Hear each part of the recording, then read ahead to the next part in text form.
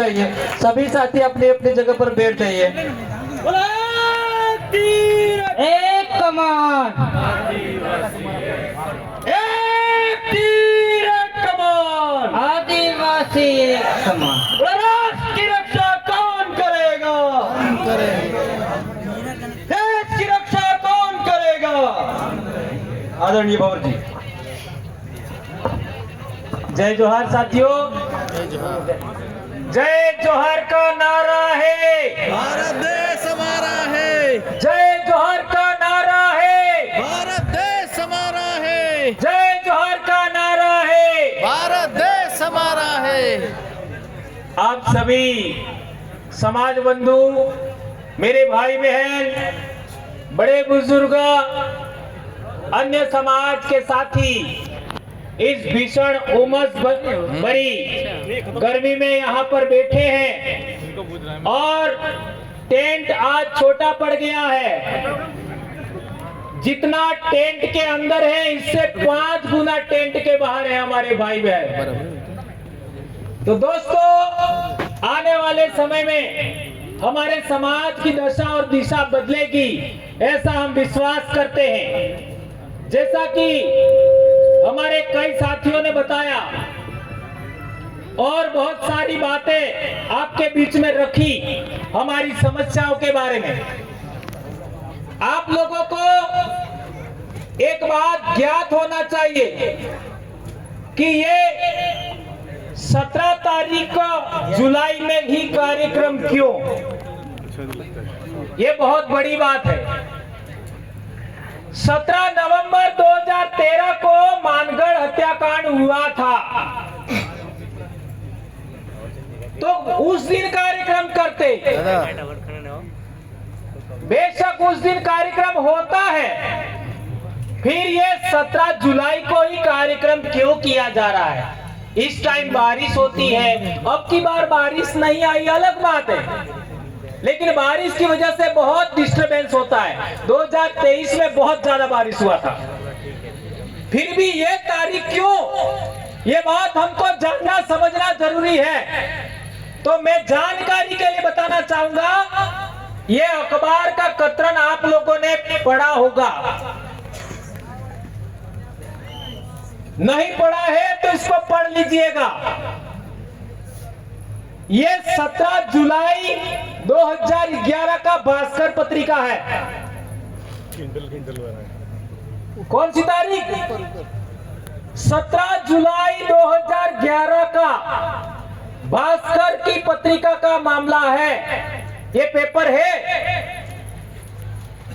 और संविधान में हमको 5वीं अनुसूची के तहत अनुच्छेद 244(1) के तहत जो विशेषाधिकार दिया गया, शेड्यूल एरिया बनाया गया, अनुसूचित क्षेत्र बनाया गया, जिसमें हमारे जल जंगल जमीन सहित आरक्षण सहित हमारे विशेषाधिकार है, उसको पूरे इलाके को खत्म करने की योजना ये पेपर में है। आज रतलाम में निवेश क्षेत्र हुआ, ये जो आपका सरवण में जो जमीन छीनने का मामला हुआ, जितने डैम बन रहे हैं, जितने हाईवे बन रहे हैं, एक्सप्रेस वे बन रहे हैं, रेलवे लाइन खुद रही है और आपका खनन का काम हो रहा है, ये सब इसके अंदर लिखा है। हरियाणा से लगा करके बॉम्बे तक ये पूरा, जिसको हम बिल प्रदेश कहते हैं, वो पूरा का पूरा कब्जा करने की योजना थी और है। इस तरीके से देखा जाए तो हजारों साल से हमारे बाप दादे अरावली पर्वतमाला, सातपुड़ा पर्वतमाला, विंध्याचल पर्वतमाला और साबरमती नदी, लूणी नदी, माही नदी, नर्मदा नदी, तापी नदी और गोदावरी के इलाके में हमारे बाप दादा रहते थे। वो पूरा इलाका नियंत्रण में लेने का मामला था। इस वजह से हम लोगों ने इसको समझा और फिर यहाँ का आदिवासी समाज को जागरूक करने के लिए, इकट्ठा करने के लिए, संगठित करने के लिए हम लोगों ने लगातार मेहनत किया और मेहनत करते करते करते हम पहले दूसरे संगठन में थे बात नहीं बनी, क्योंकि निर्णय करने वाले लोग आदिवासी नहीं थे। तो हमने आदिवासियों के लिए, आदिवासियों के द्वारा और आदिवासी के लिए ही निर्णय करने वाला मंच तैयार किया, और वो कोई संगठन नहीं है, उसका नाम है आदिवासी परिवार। आदिवासी परिवार का कोई अध्यक्ष नहीं है, इसलिए कितना भी बड़ा आदमी होगा वो जाजम पर बैठेगा, मंच पर कभी नहीं बैठेगा। और उसके तहत ये कार्यक्रम आज हो रहा है। एक बात और कहना चाहूंगा कि हमारे आदिवासी इलाके के अंदर आप लोगों ने देखा होगा, सुना होगा, समझा होगा, हमारी बोली में एक कहावत है, क्या?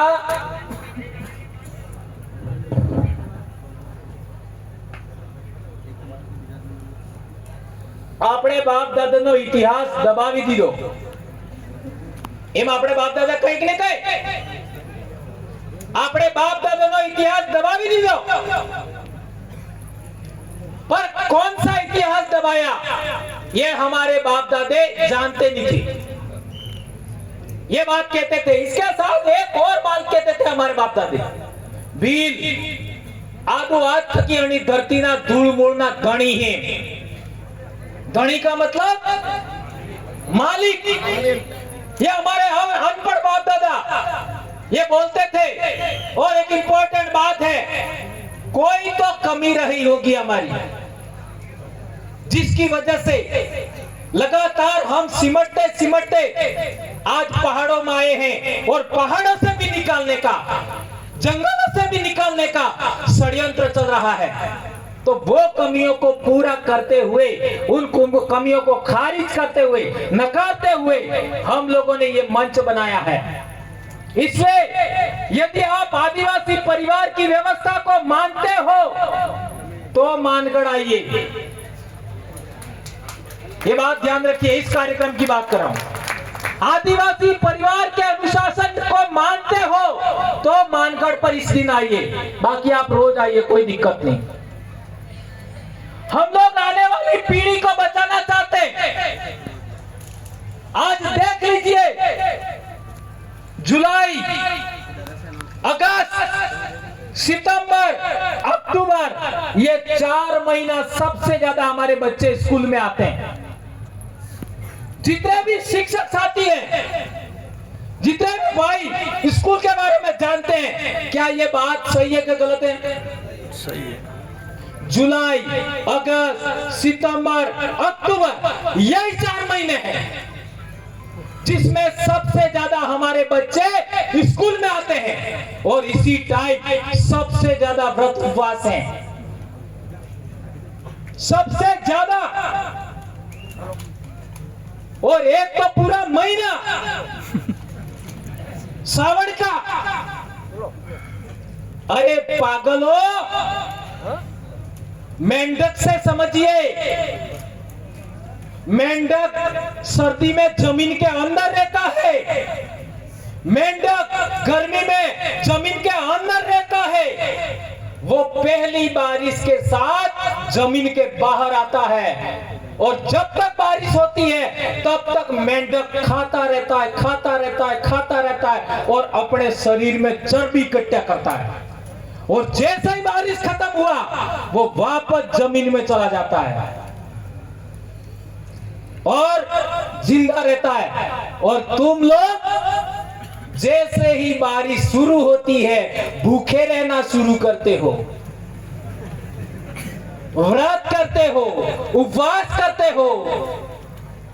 अरे सभी जीवों को, एक कीड़े को भी, एक तितली को भी बारिश में सबसे अच्छा भोजन मिलता है।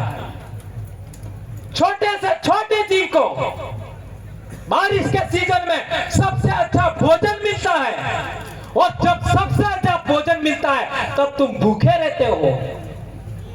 यह तुम्हारे दिमाग में यह बीमारी किसने घुसेड़ी? इसलिए मानकर आते हो, आदिवासी परिवार की व्यवस्था को मानते हो, आदिवासी परिवार के अनुशासन को मानते हो, तो पहला काम करिए, दिन को दारू कभी नहीं पिएंगे।